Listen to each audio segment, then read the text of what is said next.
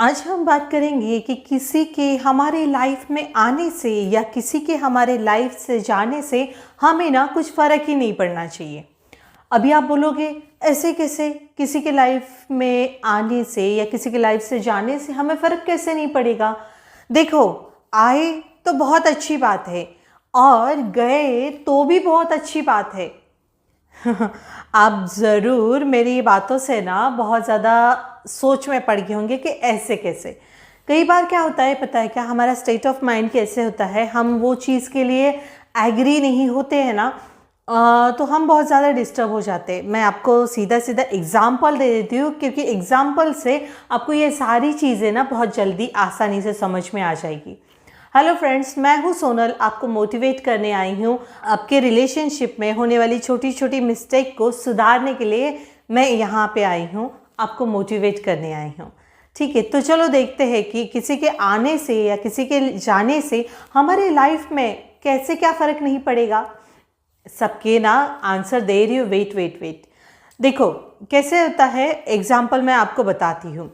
जैसे कि कभी ना कोई इंसान हमें प्रपोज करता है तो ना हम वो टाइम पे ना बहुत ज़्यादा खुश होते हैं, बहुत ज़्यादा इन द सेंस जो हमें इंसान पसंद है उसने हमें प्रपोज किया ना, तो हम खुशी के मारे उछलना चालू कर देते हैं।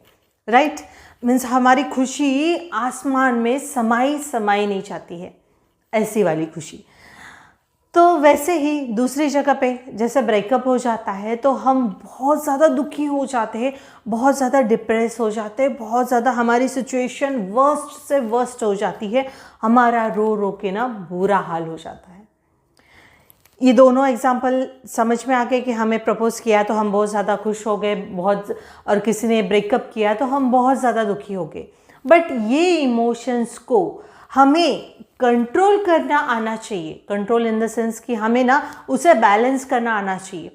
जैसे हमें प्रपोज किया है, किसी ने हमें प्रपोज किया है तो हम खुशी मना रहे हैं, बहुत ज़ोरों शोरों से खुशी मना रहे हैं, हम पार्टी दे रहे हैं, दोस्तों को मैं पार्टी का माहौल बना रहे हैं कि मुझे उसने प्रपोज किया, मुझे जो इंसान पसंद था उसने मुझे प्रपोज किया है और आज मैं बहुत खुश हूँ, तो चलो पार्टी करते हैं।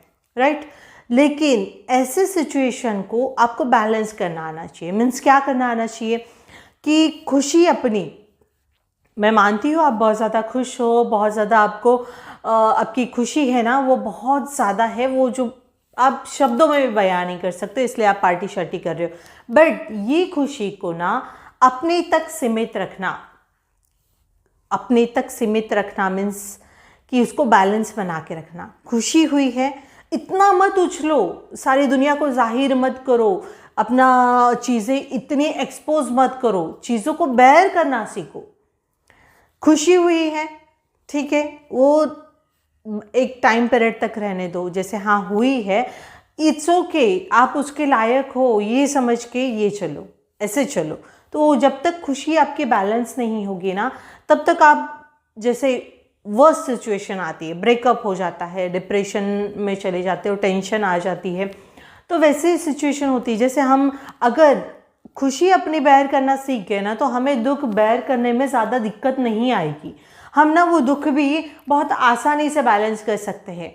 लाइफ में ऐसी बहुत सारी चीज़ें होती है। जैसे एग्जांपल मैं बताऊं, किसी ने आपको रिस्पेक्ट दिया, किसी ने आपको रिस्पेक्टफुली बात की, यार आपको बहुत अच्छी पोजीशन के लिए आपको रिस्पेक्ट दिया कि आप ये डिज़र्व करते हो, तो आप क्या करोगे, आप उनके थैंकफुल हो जाओगे कि आपने मुझे इतना रिस्पेक्टफुल समझा कि आपने ये मुझे पोजीशन दे दी करके। ठीक है, उस टाइम पे भी आप बहुत खुश हो जाओगे कि ये सारी चीज़ें मैं डिज़र्व करती हूँ, या फिर आप ये सारी खुशी आप अपने फ्रेंड सर्कल के साथ भी शेयर करते हो। बट अगर वही किसी ने आपका इंसल्ट किया तो आप इंसल्ट वो सहन कर पाते हो क्या? नहीं कर पाते हो। आप पूरी अंदर से, आपके अंदर ना आग लग जाती कि उसने मुझे ऐसे कैसे बोल दिया, वो ऐसे उसकी हिम्मत कैसे हुई, वो ये सारी चीज़ें मेरे लिए बोल ही कैसे सकता है। ये चीज़ ना हम हज़म ही नहीं कर पाते, अपना अपमान ना हम हज़म ही नहीं कर पाते हैं। तो वैसे ही रिस्पेक्ट मिली है, अपमान मिला है, ये दोनों चीज़ों को बैलेंस करना चाहिए। हमारे लाइफ में सुख भी आता है, हमारे लाइफ में दुख भी आता है।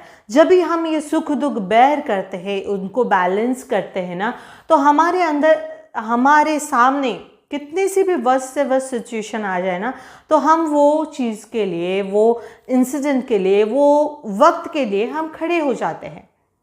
तो हमें ना कोई चीज़ से फ़र्क नहीं पड़ता है, हमारा स्टेट ऑफ माइंड वो चीज़ के लिए रेडी रहता है।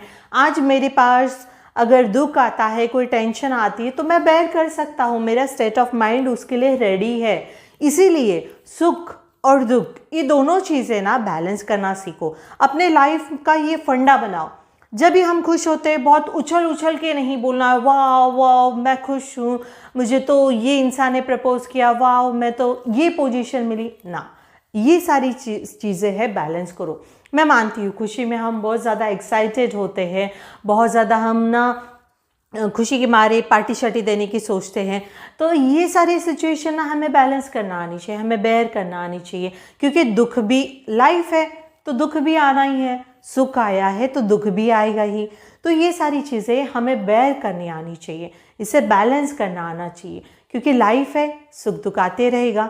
अगर लाइफ में हमने ये चीज़ें बेयर करना सीख ली, बैलेंस करना सीख ली, तो हमें ना हमारा स्टेट ऑफ माइंड जो होता है ना, ये सारे सिचुएशन के लिए रेडी होता है। कितने सी भी वर्स्ट से वर्स्ट सिचुएशन आपके ऊपर आती है, जैसे मैंने एग्जांपल दिया, किसी ने आपका अपमान किया कि या फिर किसी ने आपके साथ ब्रेकअप कर लिया, तो वो टाइम पीरियड में आप डिप्रेशन में नहीं जाओगे या फिर ऐसे रोते हुए बैठोगे नहीं, आप वो सिचुएशन के लिए खड़े रहोगे, आप वो सिचुएशन का सामना करने के लिए सोचोगे।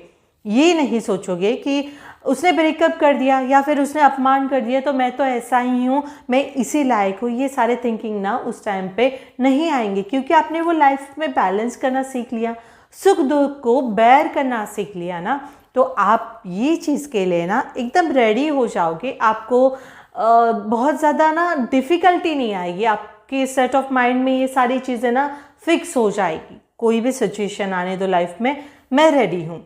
देखो ये करना ना, मैं ये नहीं बोल रही हूँ बहुत इजी है, शायद ये सारी चीज़ें बेयर करना, अपने स्टेट ऑफ माइंड में ये सेट कर देना, किसी ने मेरे साथ ब्रेकअप किया है तो मैं रोते नहीं बैठूँ, या किसी ने मेरा अपमान किया है तो उससे मैं बहुत ज़्यादा हाइपर एक्टिव हो जाऊँ या उसे वो ब्लेम करते रहूँ। सब चीज़ों के लिए बेयर करने के लिए आपको सालों भी लग सकते हैं, शायद आप 1-2 महीने में भी सीख सकते हो, या फिर आपको साल भी लग सकते हैं ये सारी चीज़ें अपने अंदर स्टेट ऑफ माइंड में फिक्स करने के लिए।